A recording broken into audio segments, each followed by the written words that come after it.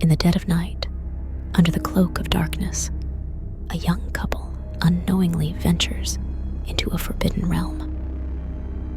Little do they realize, their innocent curiosity will unleash a malevolent force, opening a gateway to untold horrors. Within these cursed grounds, secrets fester in the shadows, darker than the deepest pits of hell. Brace yourself for Graveyard Encounter, a spine-chilling saga based on real-life nightmares, exclusively from Black Horror Stories. Get ready to be consumed by terror as we plunge into the abyss of the unknown. Enjoy, if you dare. Dear viewers of Black Horror Stories, my name is Sabrina, and I am here to share with you the story of what happened to me when I was just 19 years old. Through this tale, I hope to teach you to watch out with choices in life. Sometimes, an exciting choice can turn out to be a deadly one. Why do I say this? You will soon find out in my story. Please leave a like and a comment so my story can go viral. At the age of 19, I was offered a job by my mother's friend. My mother's friend, Ingrid, was married to a wealthy businessman named Mark. Together, they had 3 children named Gordon, Marvin, and Shannon. Shannon and I had been best friends since childhood, and so it was through her that I was asked if I was looking for a summer job. Her mother needed a maid for the family, and I would be well paid for it. My family didn't have much money, so I was thrilled to be able to contribute by finally getting a job. Shannon and I became friends because of our mother's friendship, so my mother had no issues with me working for Mrs. Ingrid. She was indeed a very pleasant woman. Everything happened very quickly. I received the offer on Sunday morning and was already working for the Baker family by Monday morning. The first week flew by. I did many standard chores that I did at home, only this time I was getting paid for it. My friend Shannon often helped me, so I would finish my tasks within a few hours, leaving us free to do as we pleased. The first 2 weeks passed, and then Shannon informed me that her brother Gordon, who lived in America, was coming to visit us for the holidays. I had seen Gordon once before when I was younger, but I couldn't remember him at all. I had no idea what he looked like now. Shannon's mother also informed me of Gordon's arrival and that they would be organizing a welcome party, so she would need my extra help around the house. Shannon wanted me to stay overnight on the day of the welcome party because it would be quite busy and no one would be able to drop me home. It was Friday morning and Gordon had arrived. At that moment, I wasn't at home with Shannon's family. I was supposed to be there the next morning, but I had overslept terribly. I was supposed to be there by 9 a.m., but I didn't arrive until 12 p.m. Mrs. Ingrid didn't mind, but Shannon was very upset because I was supposed to go shopping with her and her brother Gordon in the city. I had apparently ruined her plans, so she ignored me the whole day. I felt guilty, but decided to give her some space. She would eventually come around. After all, I had apologized. By late afternoon, I saw a luxury car stop in front of the house. Even though it wasn't my visitor, I decided to walk to the gate to see who it was. I was secretly curious about Shannon's brother because he was highly praised by his parents and sister. He was said to have a good job and be a very decent young man. I tried to discreetly observe what they were doing, and the gentleman got out of the car and chatted for a while near the car. At one point, they started walking towards me, towards the front door of the house, and 3 out of the 4 boys politely greeted me, but one looked at me with an arrogant gaze and said nothing, as if I was beneath him to greet. But dear viewers of Black Horror, I don't know how it happened, but I found that incredibly sexy. He looked at me with such a dominant look. It made me feel all hot. By now, I was 19 and only recently sexually active, so I'll be honest, I got excited quickly. I didn't know who Gordon was, but all 4 gentlemen looked good and had well-trained bodies. For a 19-year-old girl, it felt like I had stumbled into heaven for women. Would I have these handsome gentlemen around me all the time from now on? I became very nervous because all sorts of naughty thoughts ran through my head now that I had seen these handsome young men. They also smelled so good, like expensive cologne. They were already inside the house, and I could still smell their scent. Lost in thought, I lingered outside for a while, pretending to be on the phone, and then walked inside. I saw 3 of those boys sitting in the living room. I didn't know where the 4th boy was, but I didn't care. When I entered the house, they all glanced at me for a moment, but then continued their conversation. I felt a little awkward, so I quickly ran upstairs. I wanted to hide in Shannon's room away from all those attractive boys. Their presence made me very nervous. I gently pushed open Shannon's bedroom door and saw her talking to that arrogant boy. Oh, so he's Gordon, immediately came to mind. Of course, I hadn't recognized him. I didn't know which of those handsome boys Gordon was. And now it turned out that the arrogant treat was indeed Gordon. Honestly, in my opinion, he was also just the cutest of all 4 gentlemen. Shannon and Gordon were talking about his girlfriend in America, and I managed to catch a bit of their conversation because they didn't notice me entering the room. When Gordon saw me, he immediately stopped talking about his girlfriend and said with a grin on his face, "Wow, and who's this? Is this Mrs. Rachel's daughter?" Nervously, I didn't know how quickly to respond, and I said hesitantly, Yes, that's right." Gordon said, "Oh, I thought so. I barely recognized you. You've grown quite a bit. Looking good, by the way." I didn't say anything more, but just sat there, shyly smiling. Gordon looked at me, laughing. He seemed to enjoy my shyness. He told Shannon that he was going downstairs and would talk to her later because his friends were still downstairs in the living room. He nodded at me and left the bedroom. I was literally swooning there and sniffed his scent, which lingered in the room. The day went on, and tomorrow would be Gordon's welcome party. We decorated the house together, and when I was done, it was time to go home. Mrs. Ingrid instructed Gordon to give me a lift to a bus stop so I could easily get home. She gave him the keys to one of the cars and said to me, "It's late already, so will you call us once you've safely arrived home?" I nodded politely and said that I would certainly do that.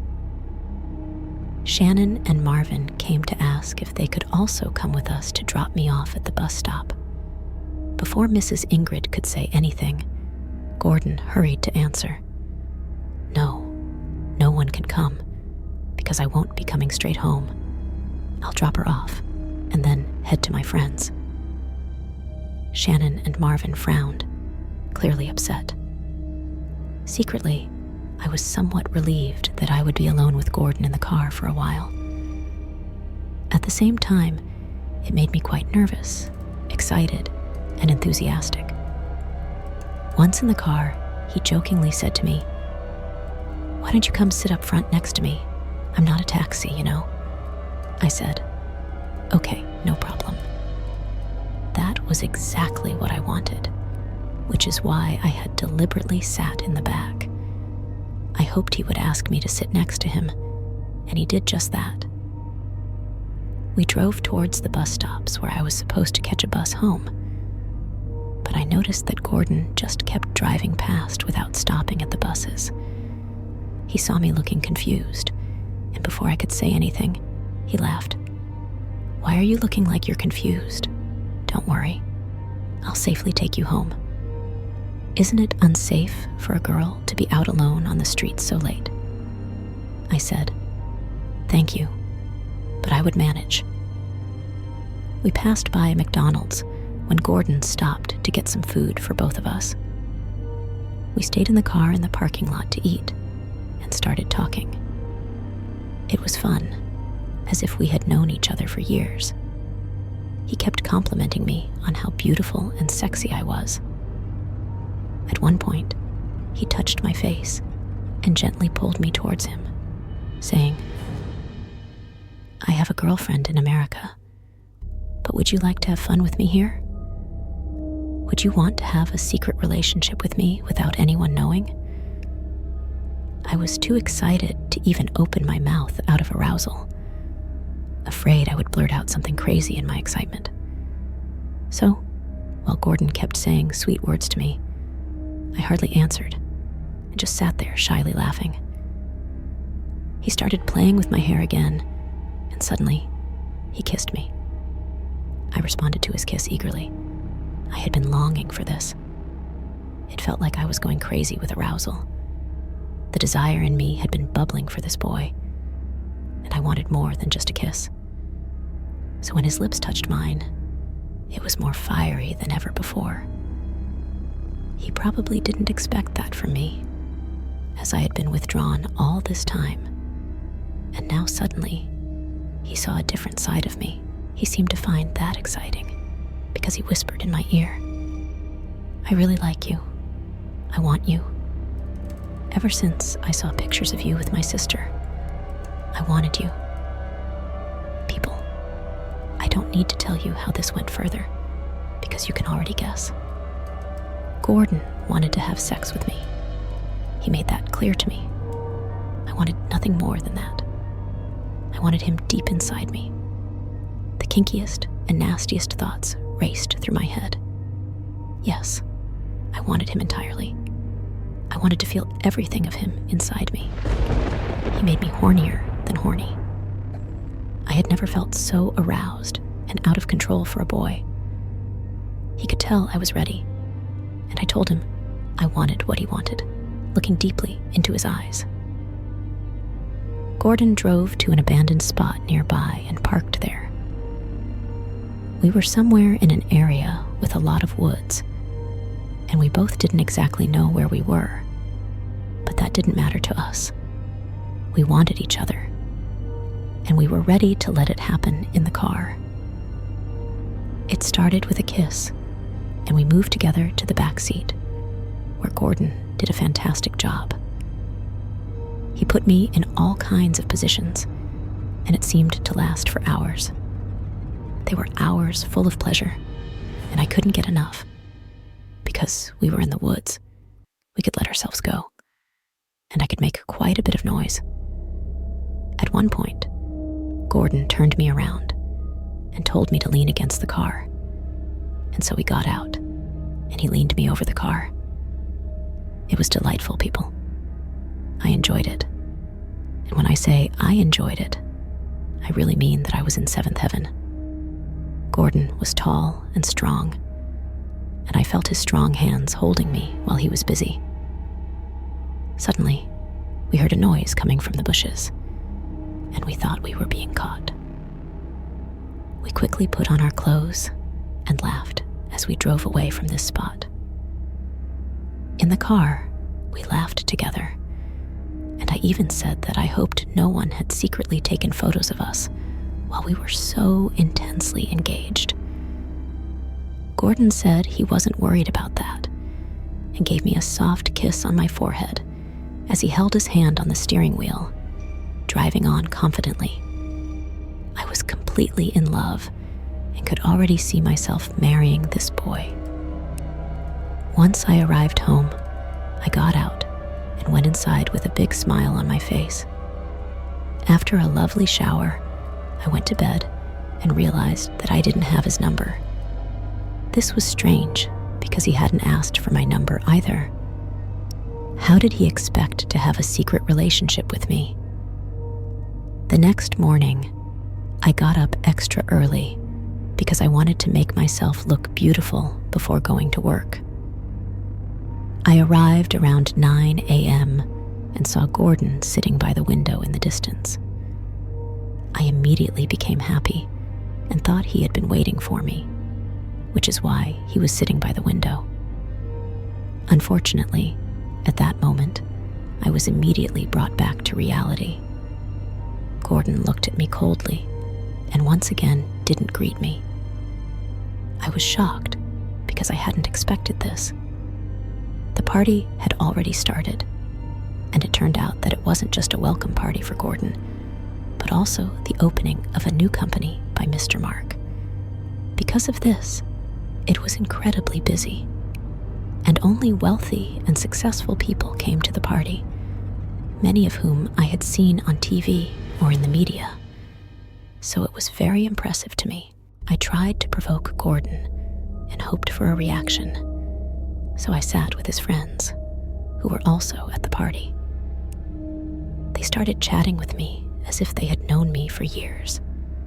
They were also flirting with me, telling me how sexy and delicious they found me, which was, of course, fun. I tried to chat along and join in with the guys' jokes, hoping Gordon would get jealous.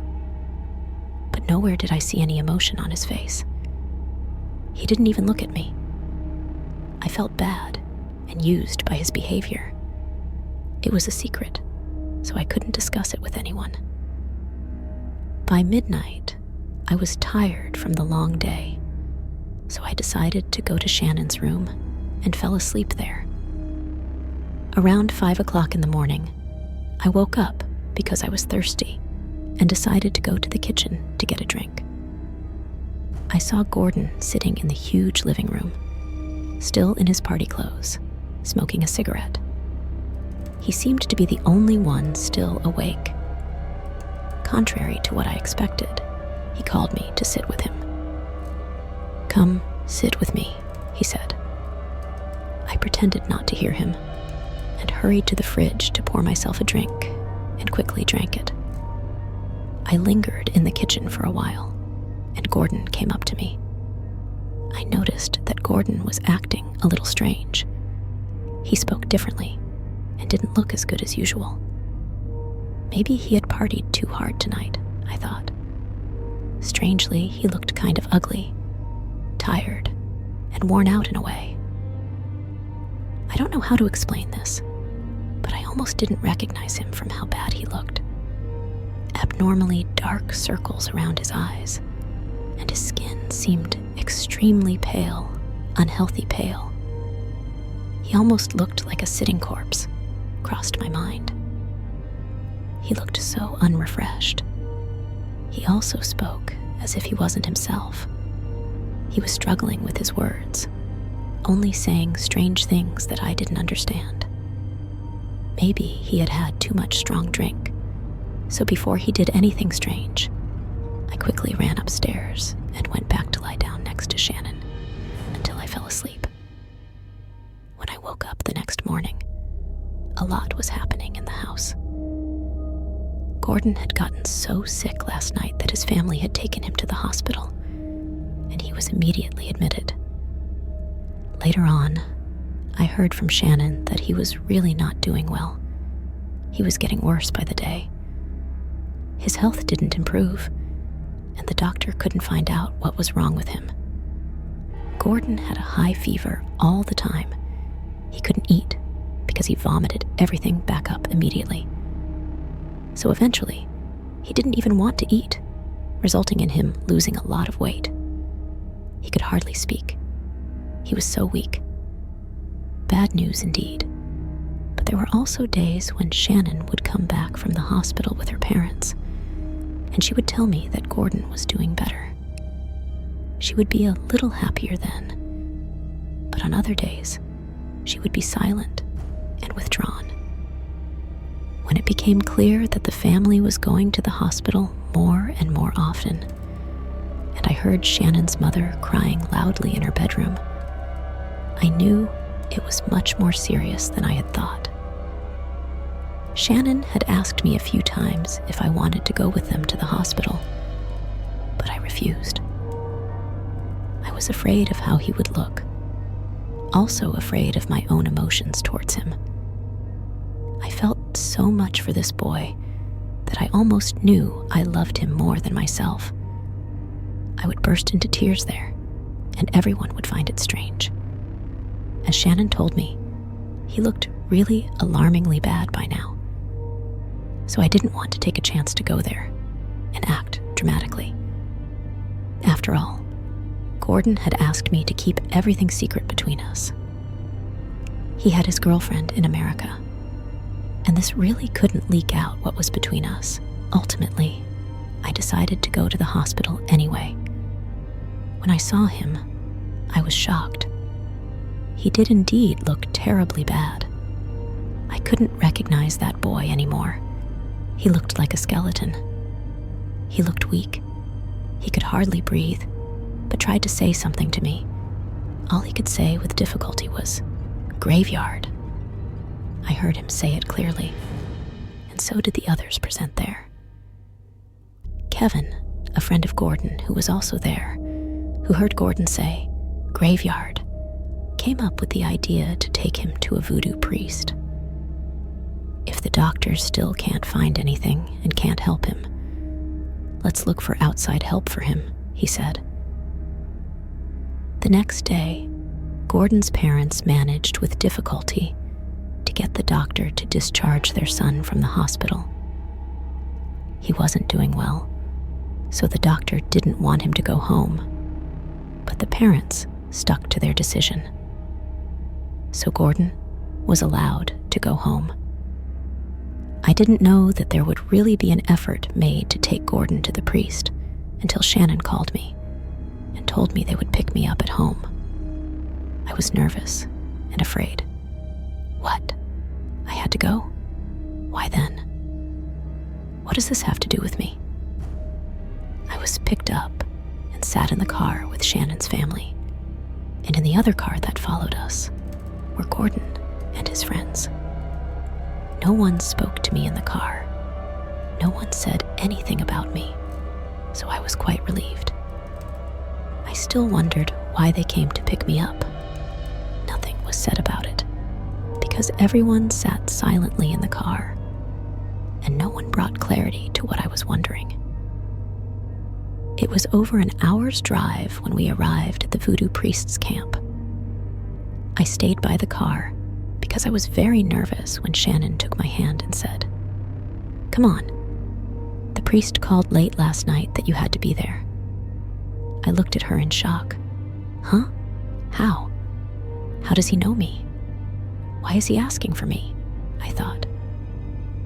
The whole group entered the hut of the voodoo priest. But the moment I entered the hut, the voodoo priest immediately looked at me with a fierce look. "Are you Shannon's friend?"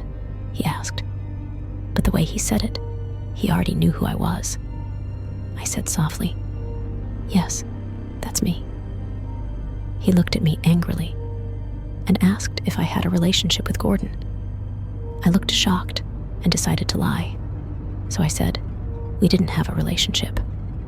I said I hardly knew Gordon because he had just come on vacation. The voodoo priest stood up and shouted that he couldn't help if we were lying. "Why are you lying, girl?" he said angrily to me. "I know you had a relationship, and I know you had sex. Tell us the truth now. You had sex on a grave. You have no respect for the dead. Shame on you."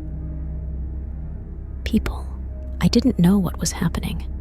I had never had sex on a grave. What nonsense was this man saying?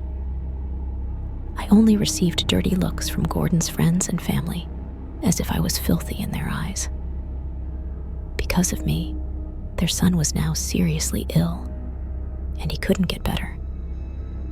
They hadn't expected this from me, that I would have sex with their son. I still didn't understand how it was my fault that he was sick. I was completely confused. Even Shannon looked at me with one of the dirtiest looks. She hadn't expected this from me, and I saw the disappointment in her eyes. She always told me her deepest secrets, and I hadn't done the same. I felt like a traitor and a failure. She was right to be disgusted with me, because I hadn't been a good friend to her. I realized that even though it was never my intention to hurt her, I didn't want to hurt Gordon either. He meant everything to me. The priest spoke to a leaf, and I had to spit on it while having a palm leaf in my mouth. And Gordon had to do the same thing with great difficulty. Then numerous rituals were performed, and prayers were said for us. He also gave us a bath with leaves. After we had gone through all the rituals, the priest said sternly to us, "You would have died because that woman buried there, she was not an easy woman. She was a very bad woman, and her soul does not rest. Her soul is just as bad, full of resentment and hatred. She only wants revenge on anyone who crosses her path.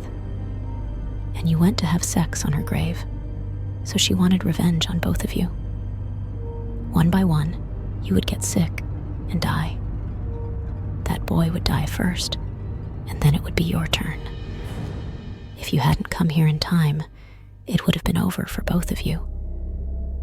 Naturally, I was shocked by everything I heard, and Gordon's family was also shocked by this information. They still looked at me with disdainful and dirty looks. They seemed really confused that I had sex with Gordon, even though he had a girlfriend in America. They hadn't expected it from me either, because I'm always shy and quiet. The fact that I, of all people, had had sex with their son brother, and on a graveyard, was really not pleasant for them to hear. In hindsight, it turned out that the night when Gordon and I had sex in a dark wooded area, there must have been a grave somewhere there. We obviously didn't know that, because it was probably an old grave without a headstone and had a lot of grass forest covering it or something. The fact is, we didn't see anything resembling a grave, so when we had sex, it was unknowingly on someone's grave. It was just too dark there. We didn't know that place at all, but the need was great for us. We thought we had found a nice private spot in a remote, deserted alley. But this adventure could have been our death if we hadn't gone to the priest in time. Personally, I would never have thought of seeking a solution from a voodoo priest, so I'm glad Kevin, Gordon's friend, came up with the idea afterward. Otherwise, Gordon would not be alive now, and maybe neither would I. After this incident, Gordon's parents gradually forgave me. Everyone makes mistakes. You're still young, and sometimes you don't use your brains. The hormones of teenagers these days are really off the roof, said Shannon's mother. She was also quite angry with Gordon because he was just as wrong to have sex with me, even though he was in a relationship. She really couldn't accept that. She hadn't raised him like that. Just go and have sex in a deserted place that you don't even know.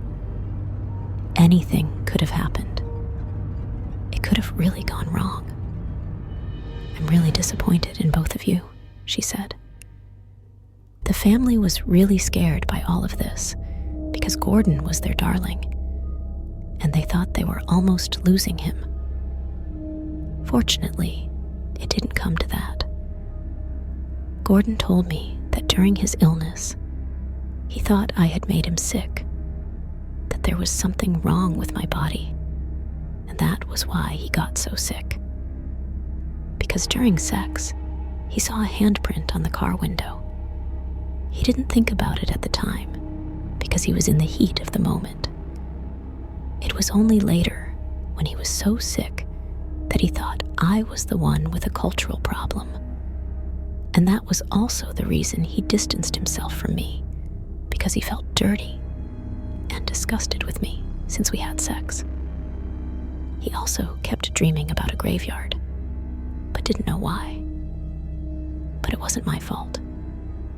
He also realized that when we went to the priest, it was the spirit of that bad woman who made him so sick and played with his mind. She also gave him dark thoughts about me and was slowly killing him. That evil spirit was literally sucking the life out of him. After this incident, I had a very short relationship with Gordon, but it didn't work out between us. He thought we should just remain friends, given how everything had gone. The disappointment of his parents affected him deeply. Plus, he had drama with his girlfriend in America, who found out everything. Ultimately, staying friends with Gordon and me didn't lead to anything. I still love him dearly, but I'm at peace with it. It was too good to be true. He was out of my league. A handsome boy like Gordon would never stay with a simple girl like me. Hopefully, this is a lesson for those who like to have sex in strange places. Watch out, because you never know what you might bring from the place. In our case, it almost ended us.